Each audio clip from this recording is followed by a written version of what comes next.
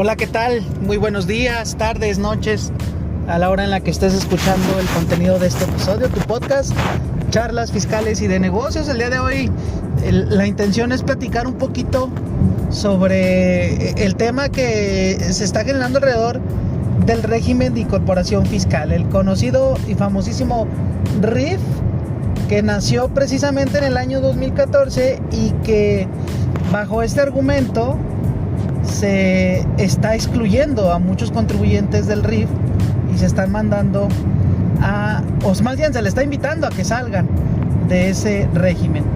La verdad, hasta lo que yo tengo entendido y conocido, no me ha tocado ver una reclasificación por parte de la autoridad hacia otro régimen, pero bien cabría también la posibilidad de que lo mandaran al régimen de actividades empresariales y profesionales, el tema del régimen general, o bien mandar a Recicco. Por ahí es parte de lo que queremos platicar el día de hoy en este episodio. Y bueno, como antecedente, pues sabemos que el RIF viene a sustituir al REPECO y al régimen intermedio. Los que pues ya no se acuerden de esos regímenes, esos estaban antes del RIF, vienen a buscar el gobierno mexicano en su momento la inclusión, a la formalidad de muchos contribuyentes. Tan es así que hubo un incremento en el padrón de contribuyentes. Me parece que desde ese punto de vista y según datos oficiales, el escenario era alentador. Y platicar qué es lo que hacía tan atractivo este régimen. Pues el tema de los descuentos en el pago de las contribuciones.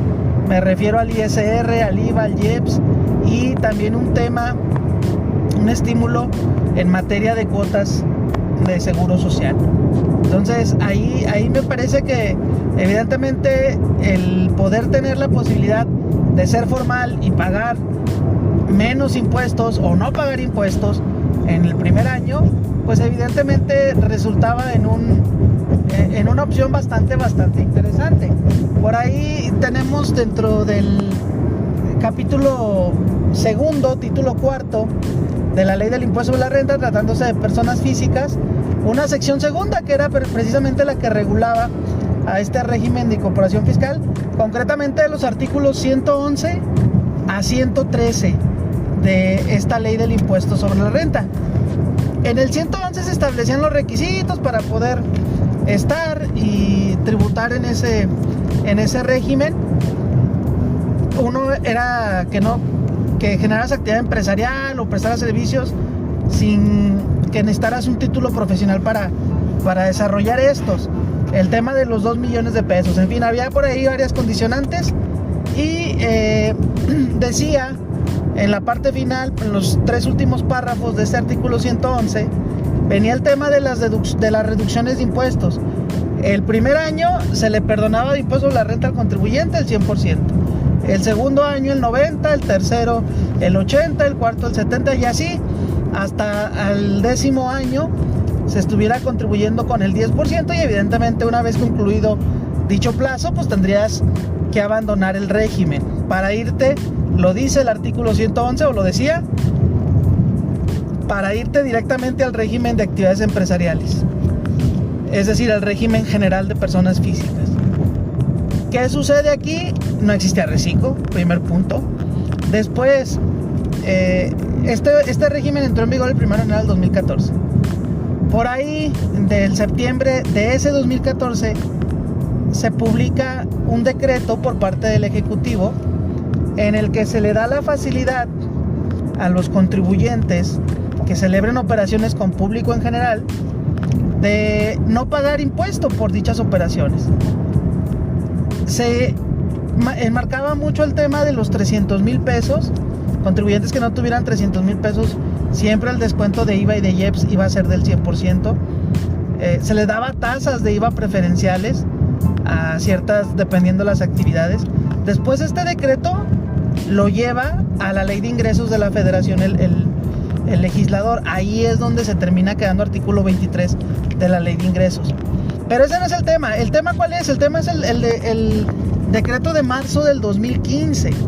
En marzo del 2015, el Ejecutivo Federal autoriza a que los contribuyentes, los RIF, puedan seguir disfrutando del 100% de reducción de impuestos. Es decir, se va a considerar como primer año de tributación el 2015 y no así el 2014, como tema de facilidad, como tema de incrementar los estímulos.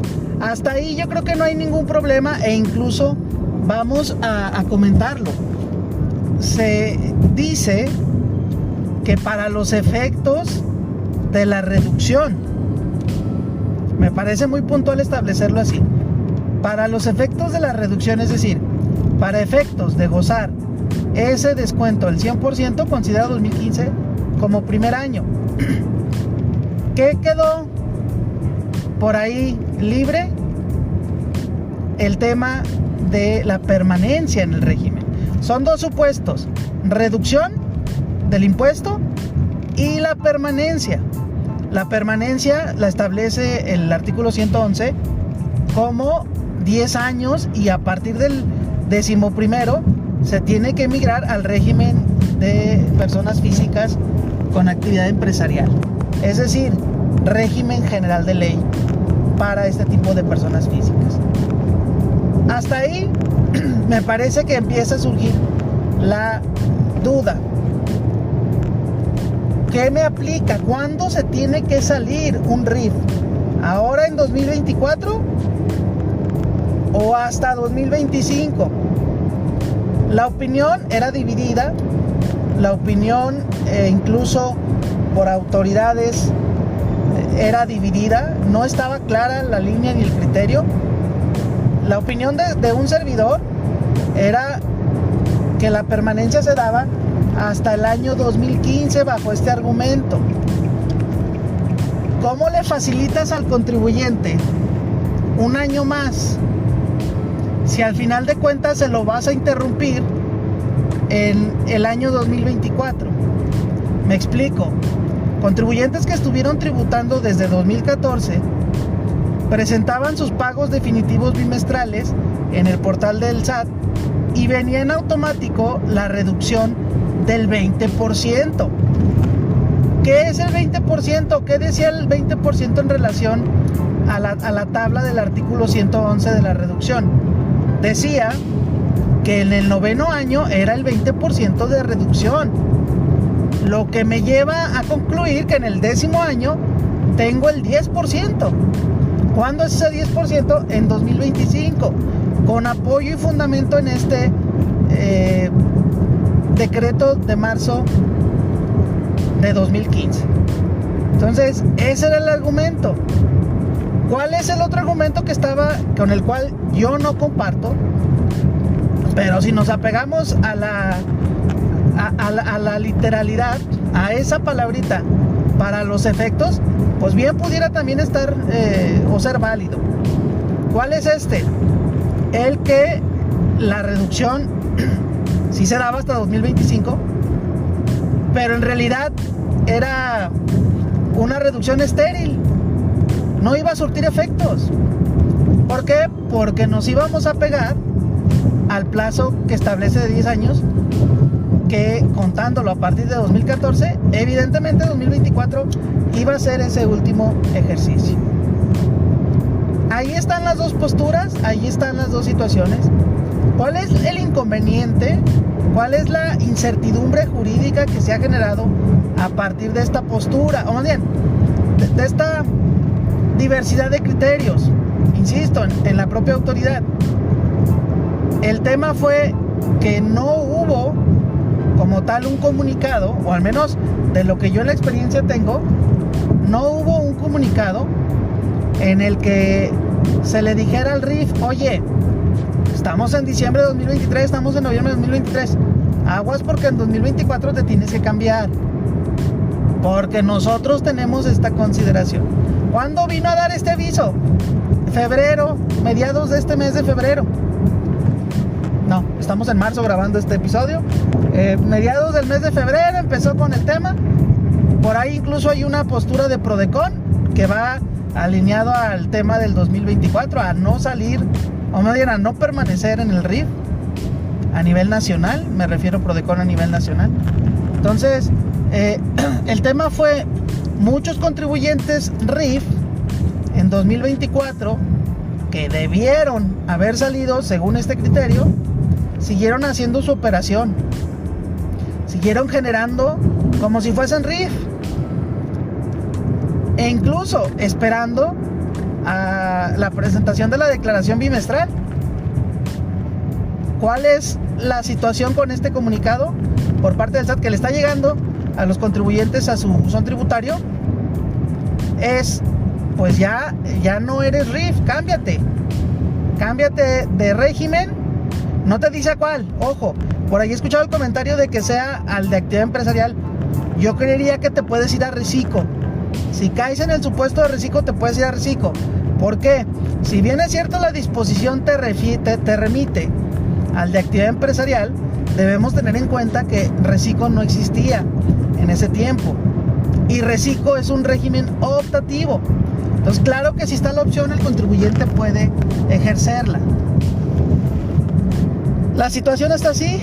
La situación es que se tiene que presentar esta situación. Opciones son el corrígete, el que empieza a presentar tus declaraciones, ya sea en Recico o en actividad empresarial. Hay que ver el tema de la refacturación, importante tenerla en cuenta.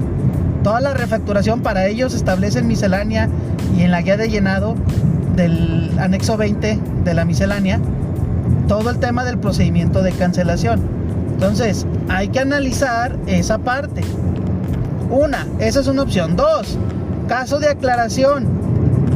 Caso de aclaración donde seguramente va a prevalecer el criterio de la autoridad. Donde, pues sí, está bien que me muestres el argumento, pero no procede como tal esta cuestión y te rechazo esta aclaración. La otra es interponer un medio de defensa, concretamente un juicio de amparo indirecto, porque se está violentando evidentemente este derecho para los contribuyentes, el de permanecer, el que les sean vigentes las disposiciones aplicables a RIF. Entonces ahí está estos comentarios. Me parece que hay se ha generado mucha polémica. Yo creo que para 2025 es como debiera de ser. Tiene también, como en el fútbol, encuentro también elementos para decir que es aquí en 2024. Pero vaya, bajo la premisa de que ya le concediste un derecho al contribuyente y ahora se lo quitas, diciéndole que en el 9º año era el 20% y de repente ya no le dejas disfrutar de ese 10%, me parece que se está por ahí violentando esa cuestión. Espero sea de tu ayuda. Gracias por compartir, gracias por ayudarnos a difundir el contenido de este episodio. Te mando un fuerte abrazo. Saludos.